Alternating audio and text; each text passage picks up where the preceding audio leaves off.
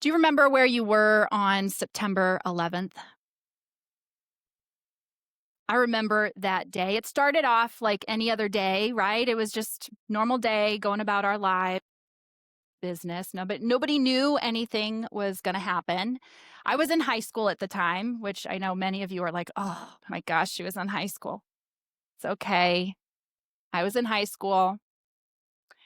And I remember being in choir actually when we first coming over the loudspeaker, letting us know that something awful had happened.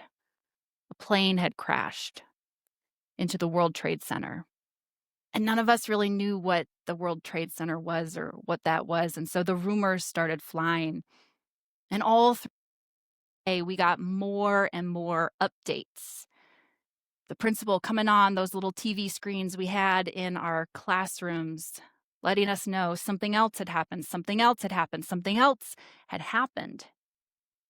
And all throughout that day, this feeling began to be in each and every one of us. You probably remember this feeling too, of just so much uncertainty and so much dread. And by the time we got on the buses and we were going home, we were all just talking about it. What's going on? What's going on? We were kind of like in high school, like keyed up on it, but we were deeply, deeply, deeply afraid. And when I got home, my dad was already home. They had evacuated all the skyscrapers in Boston. And so he was waiting for me at home. And we turned on the news and we just watched the news the whole rest of the day. And we saw unbelievable horror taking place right before us. I know you saw that too. And what shook for us that day, what changed for us that day, wasn't just the horror of those events, as horrible as they were. But do you remember what shook for us that day was this bedrock belief that we had assumed that America was impenetrable, that we would always be safe, that nobody could ever harm us. Now, that wasn't something I woke up that morning thinking about, oh, America's impenetrable. I'll always be safe. No one can ever harm us. But it was one of those assumptions that we had that undergirded our lives. It was a bedrock belief. And on that day, September, it shook. Do you remember? Well, the falling of the temple in Jerusalem was another one of those bedrock shaking events. See, the Jewish people assumed in those days that the temple will stand forever. And they had good reason to believe that. The temple, which wasn't just a building, it wasn't just a place where, things just always were. It was the center of their whole lives, their whole religion, whole social and economic tradition, the center of that, God's dwelling right here on this earth. It had stood for over 500 years by the time Jesus was talking and walking with his disciples. The second temple had been built the Babylonian exile. As Jews regained their freedom from Babylon, the first thing they did was begin rebuilding the temple. And so they did, and it stood for 560 years. Can you imagine 560 years? Assume that thing would last forever. And right before Jesus and his disciples were moving about the temple, the King Herod had just done a huge renovation of it. So it was beautiful and big and gorgeous. And what a shock then for Jesus and his followers. Words from their Savior that this temple would be knocked down, that not one stone would stand. The bedrock of their belief in God's dwelling here on earth, it shook. The assumption about what undergirded their whole lives, it shook. And they were left with a whole lot of questions, a whole lot of fear, and a whole lot of uncertainty. We've felt that way ourselves. Do you remember? So Jesus gives his disciples some advice. Thank goodness. He gives them two pieces of advice for when you're in these moments where the bedrock shakes, where the things that you think are going to be always and forever are, where the permanent things are no longer permanent. He gives two pieces of advice. First, he says, don't try to predict it. And second, he says, don't try to prepare for it.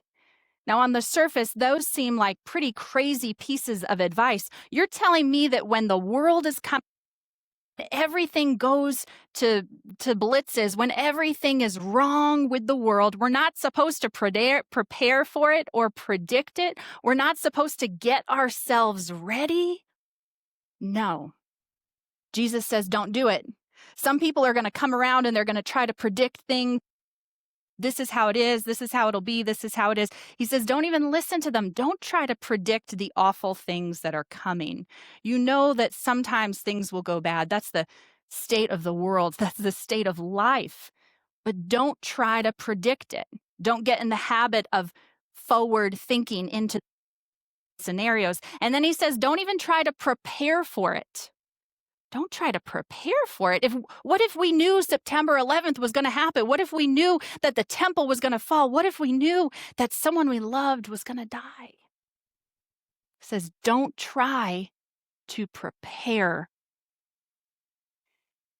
So why does Jesus tell us those things? Why does he say don't predict it and don't prepare for it? Well, I think it's because he wants us to focus our hearts, our minds, and our whole bodies, everything that we are, not on the things that are, not on the calamities that will come, not on the things that are going to fall through our hands like sand, not on the shaking of the bedrock beliefs that we have. Don't focus on those things, but focus your mind, your heart, and your whole self, thing that is permanent. Focus it on God. Jesus tells his followers that even in the worst calamities, when you're being persecuted, don't try to even prepare what you're going to say when the people are coming at you. If you're a martyr, this is what he's talking about. If there's try to prepare your words, God will give you the right thing to say. But to live your life in the moment, to stay in the moment, to stay keenly aware of the beauty of the world, even when the bedrock is shaking, to cling to the one thing that is permanent in life, and that is the vast love of God.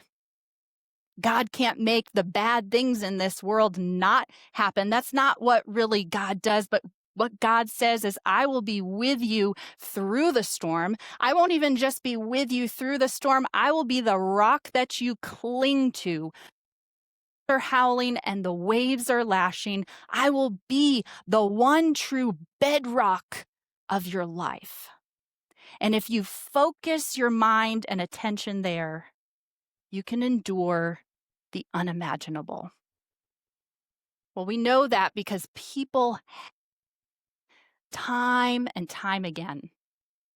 Now, we live in a time and a place right now where a lot of folks are feeling like the bedrock beliefs and the bedrock things that we have always assumed to be true about our nation, about our world, about our economy, about our climate, about our leaders, about all kinds are starting to shift and to change. And whether you think that change is fantastic or whether you think that change is awful, no matter what, the world is changing so fast. Technology, climate, economy, politics, division. But a newspaper and it feels like some bedrock thing is shifting and changing. And I don't know about you, but folks are feeling all kinds of anxiety, all kinds of fear, all kinds of wondering about how to prepare, how to predict what next. And for all of us, myself included, who can get swept up into that kind of thinking, I've got to remember what Jesus says. Don't predict, don't prepare, but hold fast to God's love and faithfulness in the of any storm. Hold fast to the only true permanent thing in this whole wide world. Buildings will fall, nations will crumble, wars will come and go, but God's love and God's faithfulness endure forever. Tonight, I don't know about you, but I'm a history nerd, and so I'm excited about Ken Burns' new documentary coming out. Some of you are as well. The American Revolution. It starts tonight, the whole series about the I haven't seen it yet, but I've been reading all of the scuttlebutt about it. And what people are saying is that Ken Burns is going to make very clear to us that the 6 years of that American Revolution are not the pie in the sky times that we like to look about in retrospect, but they were very scary times, incredibly bloody, incredibly divisive, incredibly uncertain. For 6 years, that's a long time to be in a war. People endured. People endured in all kinds of places, in all kinds of lifestyles, in all kinds of social environments. And one of those people who's on my mind and heart today, especially because of those words Jesus says, where he says, I'm going to give you the word. One of those people that's on my mind and heart today is someone named Phyllis Wheatley.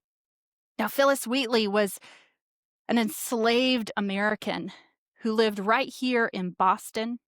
And now Phyllis Wheatley was born in the west coast of Africa. And when she was 7 or 8 years old, snatched from everything that she knew, her mama, her dada, everybody that she knew and loved, her whole culture, her language, everything. And she was put on a slave ship and sent all the way across the ocean in one of the most awful passages that we have.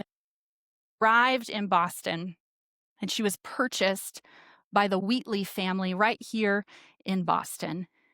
And while she was enslaved by them, she learned to read and she learned to write. Because the one thing about Phyllis Wheatley is that she was a genius.